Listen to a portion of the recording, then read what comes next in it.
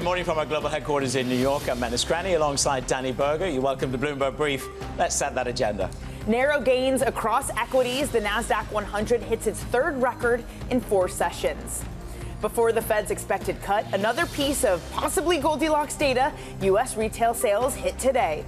And another tech CEO at Mar-a-Lago. TikTok's chief visits President-elect Trump as the firm faces a ban in the U.S. Good morning, Manus. Danny, good morning. There's a drumbeat to Mar-a-Lago for the tech titans. Stocks are flat at the moment. Nasdaq futures 22,389. Bank of America survey is out. We're super bullish. Net 36% overweight to the United States of America.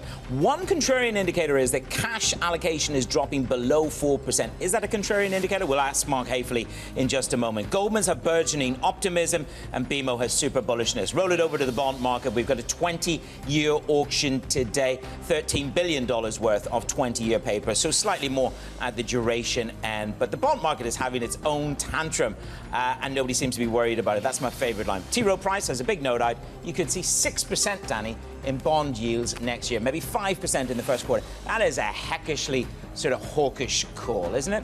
It absolutely is, and there is an expectation that maybe the Fed will pause in January. Now, it's also some stocks that we're keeping our eye on this morning, Manus. Broadcom, this is one I know you've been watching, rising, adding $324 billion to its market cap. The post-earnings rally has no signs of stopping. None at all. Alibaba falling as they've agreed to sell in-time department store business to Younger Fashion. The price tag, $1 billion in a move to offload non-core assets. And finally, as every day, tracking NVIDIA, it is lower pre-market. I think we have that price somewhere, but this I didn't realize, Manus, it's actually entered a correction, a 10% drop from its record high November 7th. But let's just couch all of this. It's still up more than 100% this year, so a decline of 10% is not that much. Yeah, stealing their thunder. Maybe it's Broadcom on that 2-day gain up 38%. Look, in just a few moments, we're going to catch up with Mark Haefele of UBS Global Wealth Management and Kevin Mahn of Hennion and Walsh Asset Management. Yeah, and again, going back to that T. Rowe Price call, man, it just shows you how different the views are for 2025. Yeah. We are in a fog. It is uncertain with everything from confusion of policy, both fiscal and monetary. Yeah, and the call from T. Rowe Price is that the fiscal guardrails don't get contained and that you do have not a buyer's strike, but perhaps a reticence from Japan and China. Don't forget, you're going to hear the one story I can almost guarantee you next year is the Chinese are going to pull back from buying U.S. treasuries as part of a tariff war between the United States and China. Well, the thing you have seen is foreign central banks just in general buying less. And that gets to the concern over the auctions. If you don't have these stable buyers, the buyers now are more price sensitive. Yep. What does that mean if you have expanding fiscal deficits and less people willing to absorb it? And of course, central banks have been buyers of gold, net buyers of gold. Look, we've talked about the exuberance of these markets. It's the most overused word. But there is one chart that personifies it. 7 days of the Nasdaq 100. Let's have a look at it. You can see here, Danny, we are just powering ahead, back-to-back gains, 3 record highs in the past 4 sessions. Mark Haefele is the CIO for UBS Global Wealth Management. Mark, good morning to you. Bank of America survey is super bullish. Goldman's have burgeoning optimism. You have confidence in this call of yours at 6,600. How comfortable are you with that? Or what superlative would you grab for this morning? How are you? I'm doing well. And yeah, we certainly see in our base case the chance that the roaring 20s that we've had so far, the first 5 years of the decade, continue into next year. But, have to be mindful of the risks when the tweets start flying in January. And of course, we've got our eye on a few things like tariffs and trade policy as we gear up for the Trump administration. Mark, is this a very different market then in 2025? One that used to be based on central banks and economy is now dominated by the politics. Is that what you're saying as to what will drive risk in the next 4 years? Well, we certainly hope not, in the sense that, we still see the Fed cutting rates next year. We still see consumer spending strong because real wages have risen. And that is a great setup. But we know that there are risks. We know that there will be more tariffs. And so really it is, how much of the uncertainty that could be driven by a change in trade policy or tariffs will be balanced by the fundamental strength of the U.S. economy and also some of the potential good things that could come out of a Trump administration for the market, like deregulation.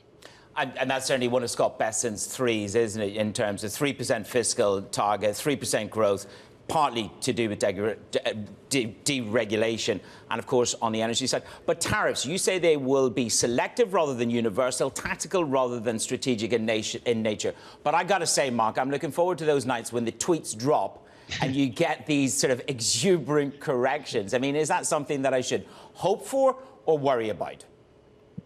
Well, I think you have to have the right mindset going into next year, which is have your kind of strategic long-term plan and then be prepared for some volatility. So I do think that will be a little bit of a change next year. You know, it's not going to be quite the extreme low volatility that we've had this year.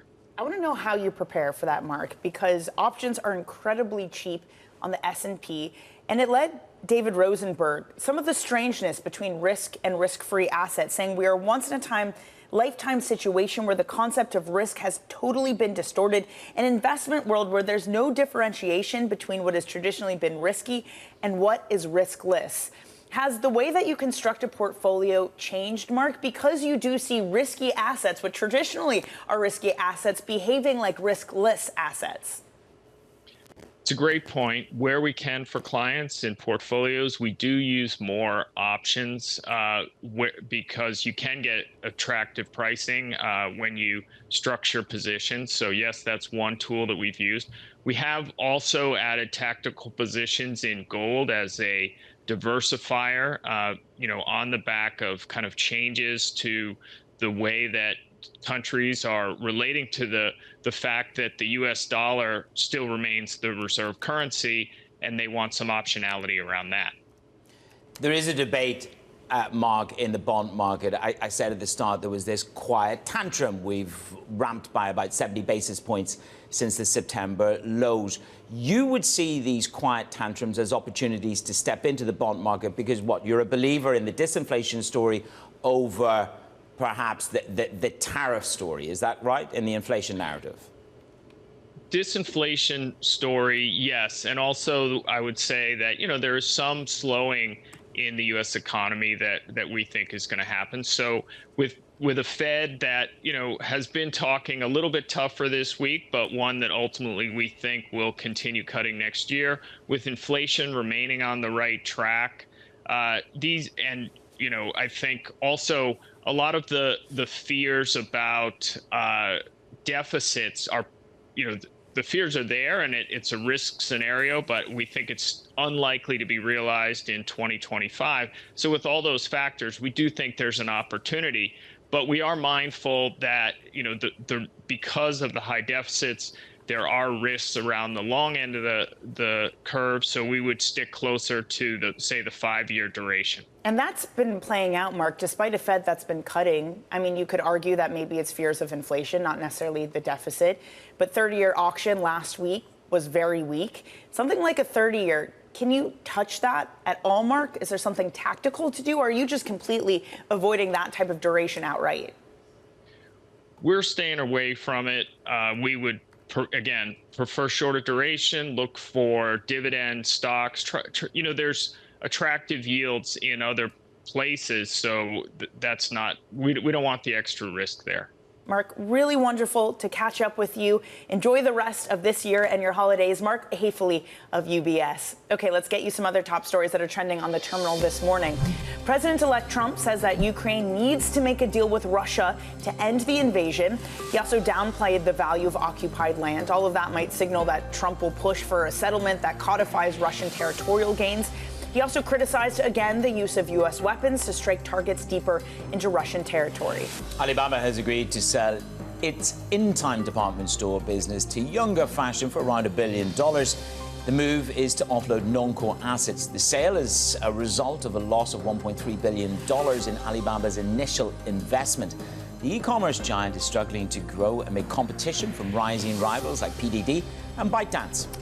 And the NYPD is calling on Congress to grant local authorities the power to neutralize drones, citing the inability to act as a vulnerability to the city. Over the weekend, it received 121 drone-related reports. That is more than the total for all of November.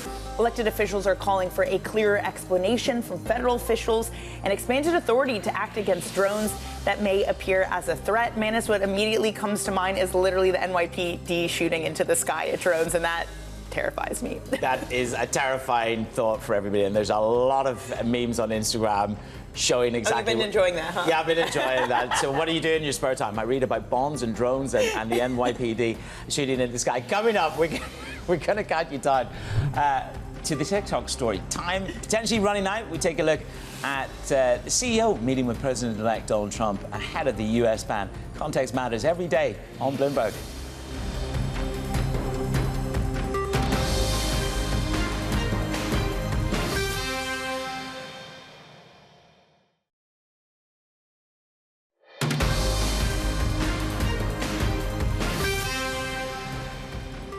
We'll take a look at TikTok.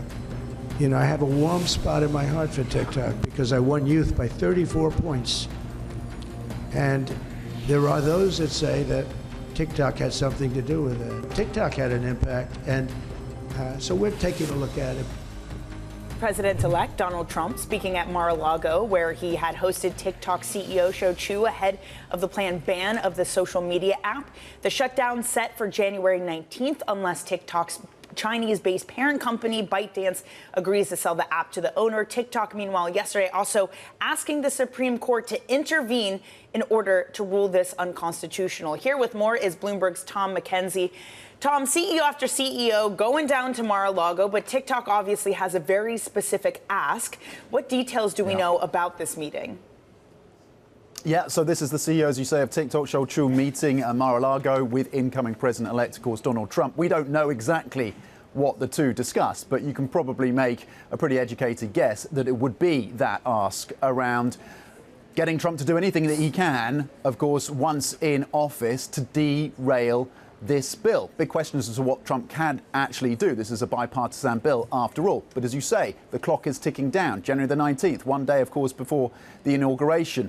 This is on national security grounds, of course. This is the logic behind this bill. But as you heard from Trump himself, he's made quite the pivot from 2020 when, of course, he tried to ban TikTok, and ultimately that got bogged down in the courts, to now when he says he has a warm spot in his heart for the app, given the role that he says it played in terms of bringing in young voters for the Republican vote during the election. And it seems like he's now a fan of TikTok and at least wants to do something, whatever that is, to aid that business. And the question is, what is the maximum upside that theoretically he can deliver? Danny and I were chatting about this morning, which is he has a warm spot for it, but you're dealing with the Supreme, you're dealing with something which is enshrined in law. So is this about implementing the ban? Is this about a 4-year extension? Because that's perhaps the best that legally at the moment they can expect. Yeah, and again, this is a bill that the Biden administration say was crafted, that of course, Biden signed off on. It's a bipartisan bill. The Biden administration says we don't want a ban on TikTok. We want divestiture. We want them to divest the U.S. business, sell it to a U.S. company, and ensure that data and the ability for Chinese authorities to access the data on tens of millions of Americans, that risk is diluted. That's what they're pushing for. TikTok and ByteDance, the parent company, have said they are not going to do that sale. They're not going that far. They're fighting this in the courts. They had it rejected, of course, by that circuit court in D.C.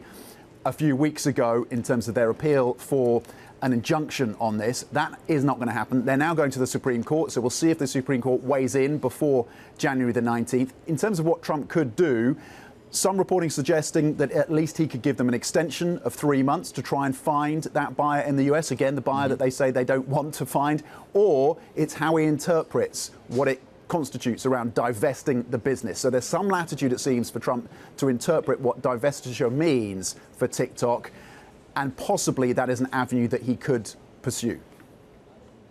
Tom, thank you very much. Let's see what comes. There's a roll call of CEOs. We were just looking at that heading to Mar-a-Lago. Danny and I were just looking at that roll call. I mean, we've got what, Danny? We've got Sergey. I mean, so far we've had Sergey Brin, Mark Zuckerberg, Sundar Pichai, and Tim Cook. But today, there's additional bookings. Yeah, the reports are that Netflix's CEO will be going down to Mar-a-Lago. There was also reporting last week that this week from the Journal saying that Jeff Bezos would be heading down to Mar-a-Lago. It's a new era for tech and how these companies are conducting business. It is proximity to power. It is a seat at the table that matters for them. And big tech want to make sure they've got a share of voice. You've got Elon Musk, of course, who has the ear of the president-elect, is very, very clearly part of every piece of policy. But my favorite line is, in the first term, everybody was fighting. And in this term, everybody wants to be my friend.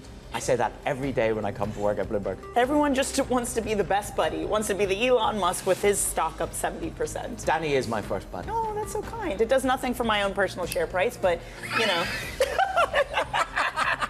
But I appreciate it. Everything coming up. Okay, we're a little bit giddy here this morning. I think we're counting down to the holidays. Coming up on the show, we have, of course, the shocking resignation of the Prime Minister Trudeau's government teetering on the edge. I should say that is his finance minister resigning. The government teeters on the edge. We'll discuss in just a moment on Bloomberg.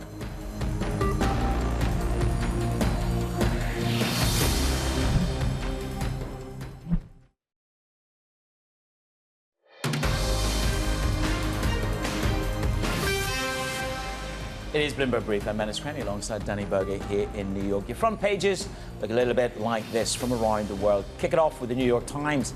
A New York State court judge rejected President-elect Trump's argument that his hush money case should be thrown out. The judge ruled that the evidence used was not subject to the Supreme Court's ruling on presidential immunity. Trump's sentencing is in doubt, though, due to his election as president. Next up, Reuters has this, a report that Chinese leaders plan to set an annual growth goal of about 5% for next year. The budget deficit is expected to be raised to 4% of GDP. A 4% headline budget deficit, that would be the widest since a major tax reform in 1994. And Bloomberg leads with Canada's government being thrown into chaos. This is after the finance minister, Christina Freeland, resigned. Freeland's resignation was a major blow to the PM, Trudeau, who is struggling with low popularity. And after shocking the country with her resignation, Freeland published a withering resignation, writing that Canada is facing a grave challenge. Here's what she wrote on the way out. We need to take that threat extremely seriously. That means keeping our fiscal powder dry so we have the reserves we may need for a coming tariff war. That means eschewing costly political gimmicks which can ill afford and which make Canadians doubt that we recognize the gravity of the moment. Brendan Murray joins us now. Brendan, we're debating this exit by Freeland. She left a stinging rebuke on these gimmicks, as she calls them, being implemented by Trudeau. But this is fundamentally about a difference of how to handle the coming trade war. Yeah, exactly. The next part of that statement that you just read talks about how Canada needs to push back on the America First economic nationalism, as she calls it, that is coming from Trump. So she was really seen, Freeland was really seen as one member of the Canadian government with the spine to stand up to Trump. Remember, she was across the table from Robert Lighthizer back in 2018 when they renegotiated NAFTA into the USMCA. Canada took some pretty tough lines on their dairy industry back then. They took a tough line on a dispute resolution panel that the U.S. wanted to water down. So she was really seen as a bulwark against Trump tariffs and Trump trying to push its smaller trade partners around. She is also familiar with Jamieson Greer, who's the incoming U.S. trade representative nominee. So there's a sense among people in the trade community that Canada lost a fairly tough negotiator here. And Trudeau under immense pressure, Brendan, at a moment where world leaders around the world are facing pressure or facing their government collapse, just a general power vacuum. What does that do at a time when Canada, Germany, these types of places have to deal with an incoming Trump that wants to increase tariffs? Yeah, I looked at the list today. About 5 of the top 10 U.S. trading partners have governments that are in weakened positions. You mentioned Germany. You could talk about South Korea. You could talk about France. The UK. There are governments that want to negotiate with Trump that are losing in popularity and losing key ministers like Canada did yesterday. Brendan, thank you so much. Bloomberg's Brendan Murray there. And Manus, we should say the CAD is still under pressure this morning, declining versus the dollar about 0.4%. It just shows the strength of the dollar coming not just from American exceptionalism over the data. We'll get retail sales today, but again, on these trade pressures and what it means for governments around the world. Yeah, I mean, if you think the state of flux, Olaf Scholz debilitated, Macron debilitated, the ability to deliver a cohesive response to potentially unilateral tariffs, that is the issue, isn't it? Yes, again, it is a power vacuum in the world where you have immense and strong, some would argue, leadership coming from the U.S. and what exactly Trump wants to accomplish. Okay, coming up, equity returns may be more muted in 2025. That's according to Kevin Mahn of Hennion and Walsh. We're going to catch up with Kevin next on Bloomberg Brief.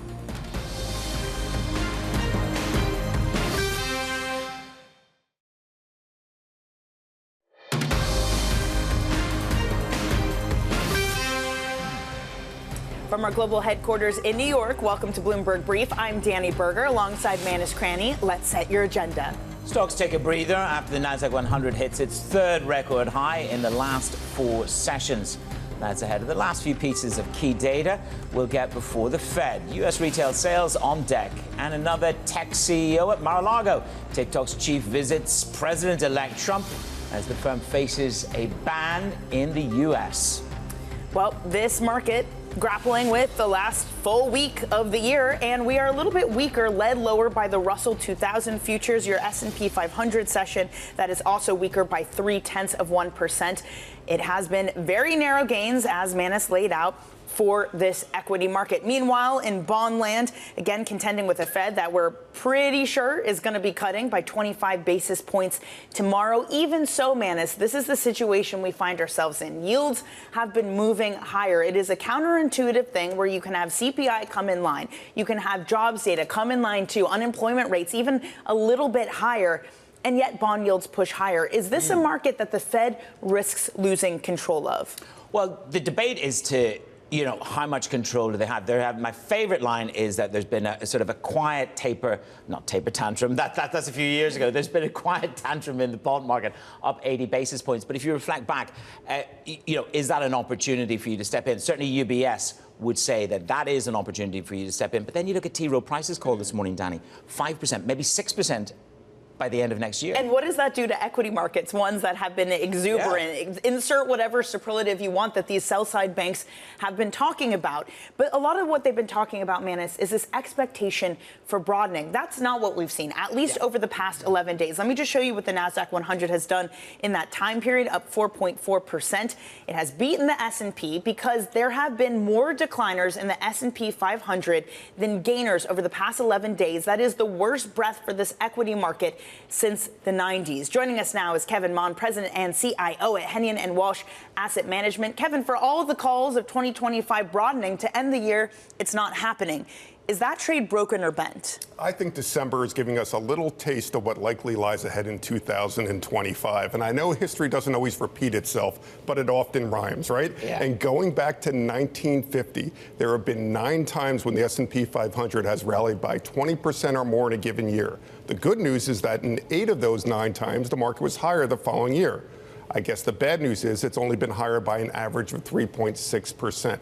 So I expect this bull market to continue, but investors are going to have to be a lot more selective. Look beyond the Mag 7, look for new leadership, and hope that that breadth expands, not just in terms of stock market performance, but also in terms of earnings. Look, I don't think anybody's calling the death of NVIDIA, but the stock is in correction. Broadcom's put on, 300-odd%, 38%. I was just about to ramp it up with a leverage to 10 times.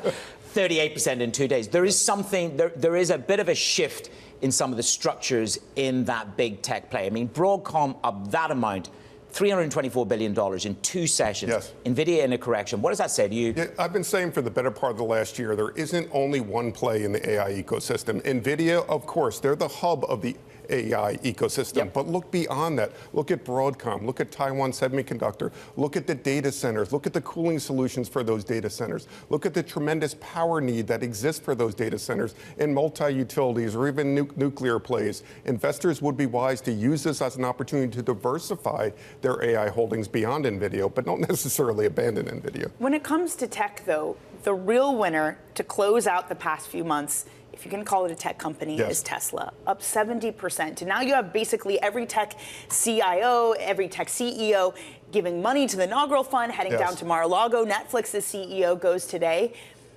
Is there anything to trade here? Is there something that you kind of want to own, proximity to power in some regard over the next 4 years? Yeah, you absolutely want to look for alternative power solutions. Our country's Sorry, I mean power... proximity to power as in dollars on the power. Different power. Okay, I thought you were going down the power theme road there. I had a whole answer prepared for you there. But in terms of political power, clearly there was an initial Trump bump, if you will. I think that dissipates as we go through the next 2 years. And leaning into those area markets, just like Tesla, just because of the recent presidential election, I don't think would be wise for investors. Nothing against Tesla or what may lie ahead for them in EV vehicles as a whole. But I think there's plenty of other opportunities, such as aerospace and defense or regional banks or even companies in the AI revolution. I mean, let's just pick up on the banks, because I was just looking at what Mike Mayo says, and this sort of ties in with the AI theme. We're going to get record efficiency. It sort of plays into Scott Bessent's idea, which is deregulation, giving you 3% growth across the U.S. economy. Yes. But then if you look at the AI overlay on banks,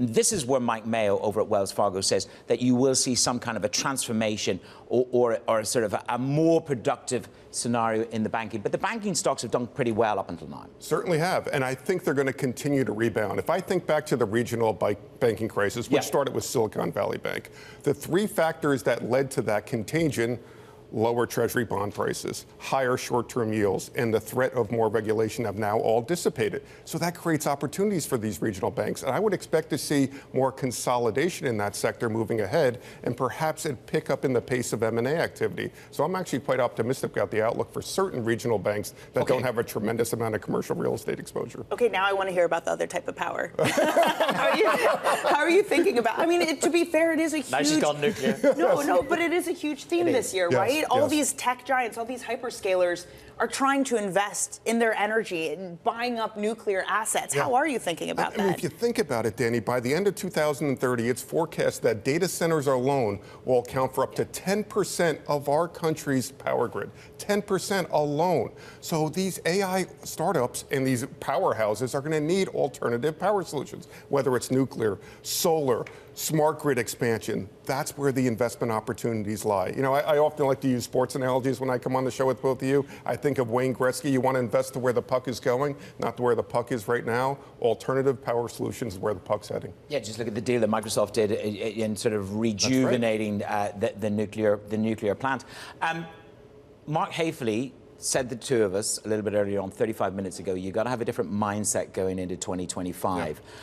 What is your mindset? Because we're all eyes down on tweets overnight, which will shift the direction of markets. They will. It's not just an assumption. It's pretty much a fact, if history is anything to go by. Yeah, I would remind investors that the next year is going to look very different than the last 2 years. The next 4 years is going to look very different than the last 4 years. And you need to recognize that there's going to be more short-term bouts of volatility. Volatility that was largely absent from the markets in 2024.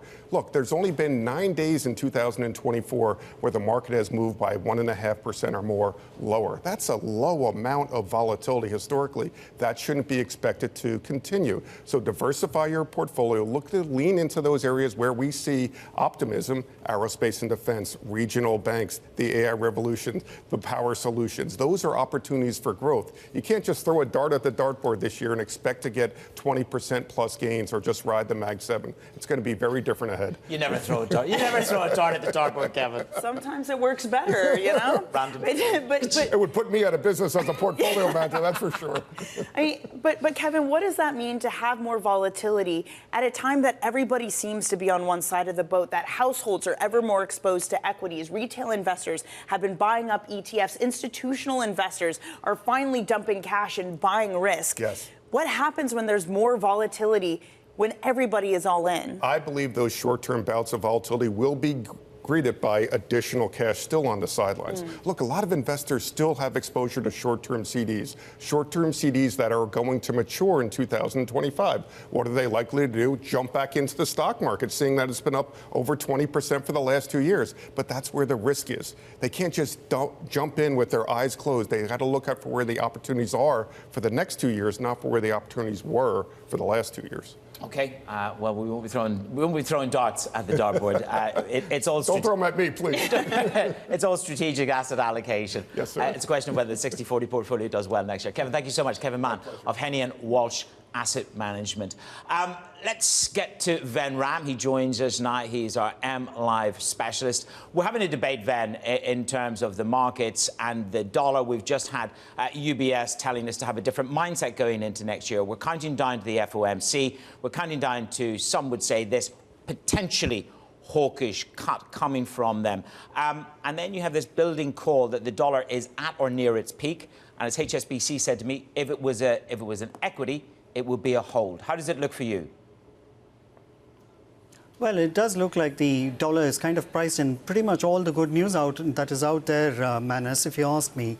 So, as you mentioned, we are likely to get a hawkish cut from the Fed.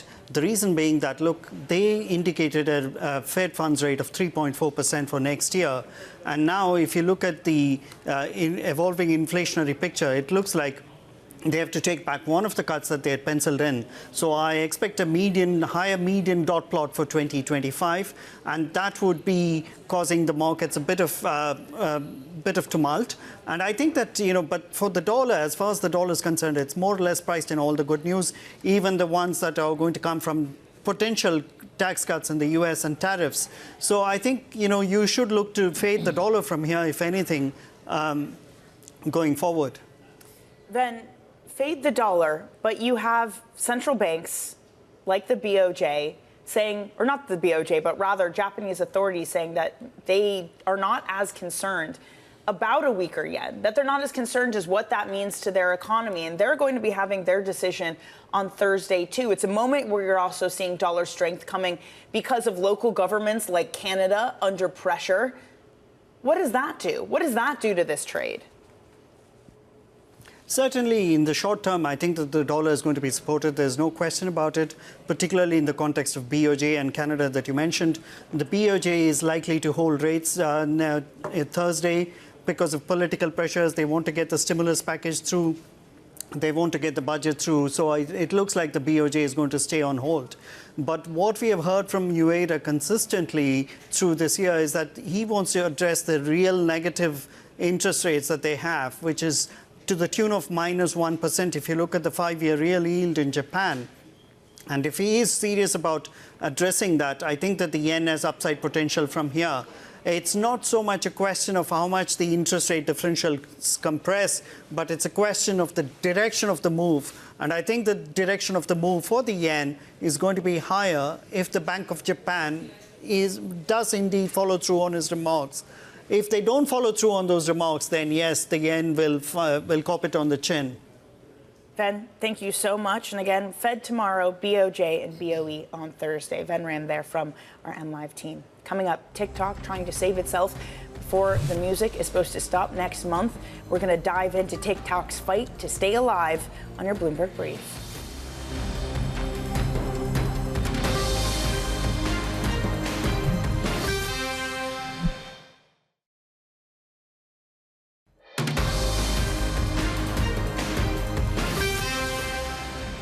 It's Bloomberg Brief. I'm Menace Crenny alongside Danny Berger here in New York.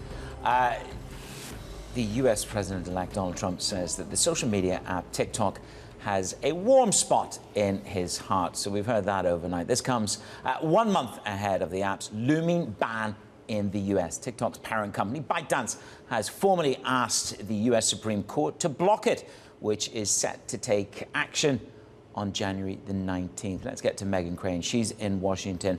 So this was, by all accounts, the TikTok CEO going to Mar-a-Lago in full lobbying mode. What is the best potential outcome that can be delivered for TikTok? What is in the remit of President-elect Trump to do for them? Good morning. Yeah, so the app is set to be banned in a month, the day before Trump takes office. But yesterday they did ask for relief from the Supreme Court. If they are granted some level of a stay, then that lands that decision squarely on the shoulders of President-elect Trump. So he could not necessarily just stop the ban outright, but he could possibly look for ways to redefine divestiture, find a way to allow TikTok to continue to operate in the United States more easily. And that's definitely what they're looking to make happen. And of course, as Mann has mentioned, the TikTok CEO going down to Mar-a-Lago, everybody trying to sort of kiss the ring to figure out the best way to navigate this environment. And that also came from SoftBank yesterday.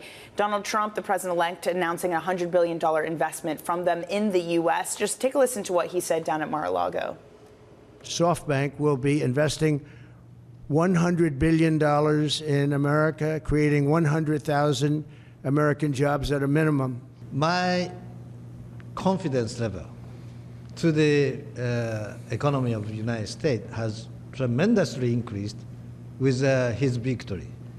So because of that, I'm now excited to commit this $100 billion and 100,000 jobs.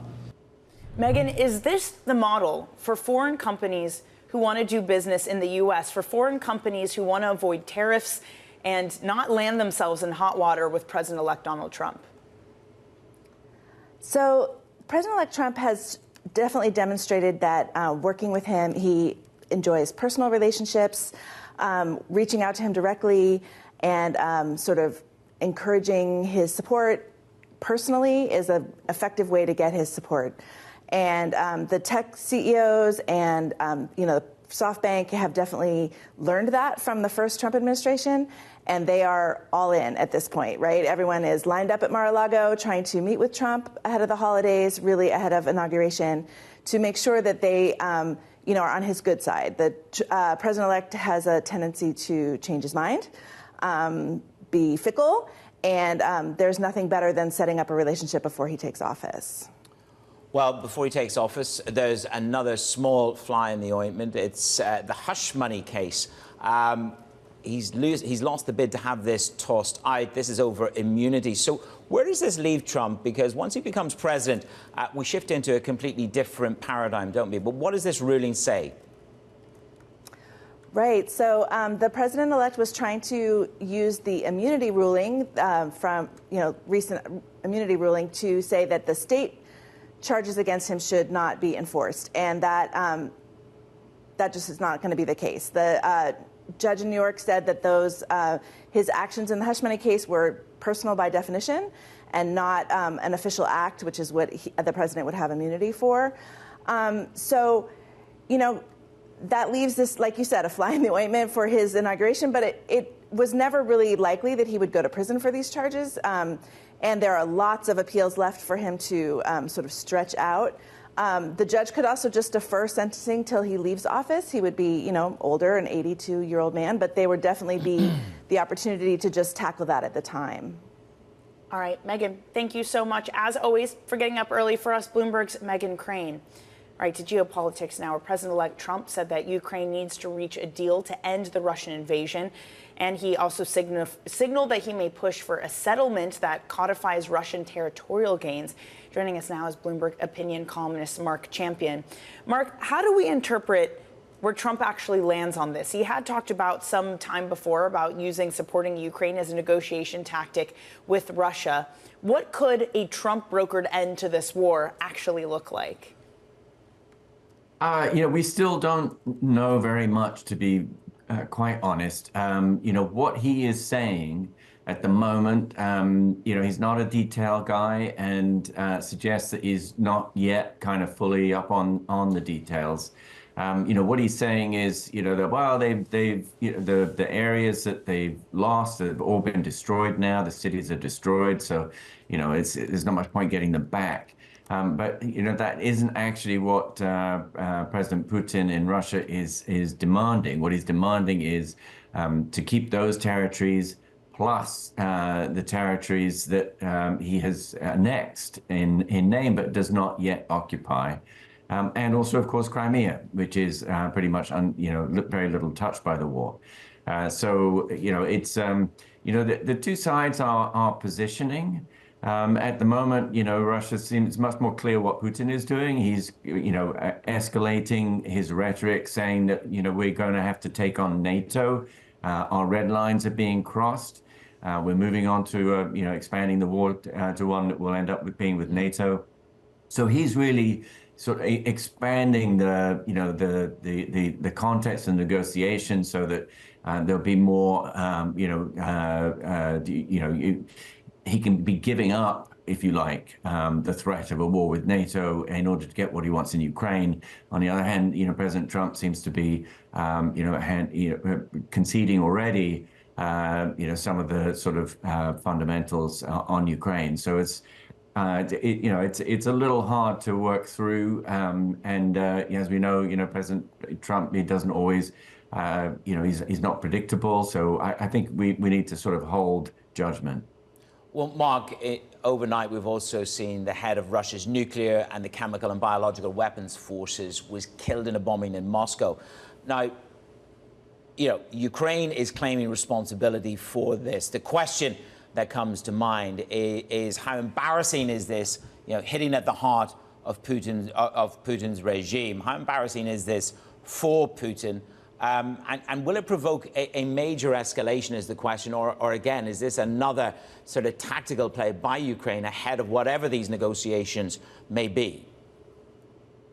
Yes, I mean, it is embarrassing, of course, for the Ukrainians to be able to strike, in the capital, someone who is so senior. He's in charge of, both the nuclear forces and chemical and biological weapons.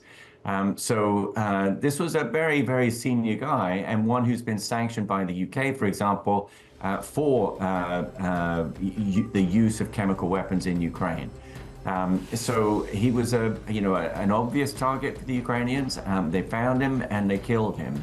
Whether this leads to an escalation is another matter. I imagine it will, in some sense, rhetorically. The Russians are calling this a terrorist act. We do know that Putin is very loyal to this kind of staff member. Indeed, indeed. One of the critical moments here between Ukraine and Russia. Bloomberg's opinion, Mark Champion. This is Bloomberg.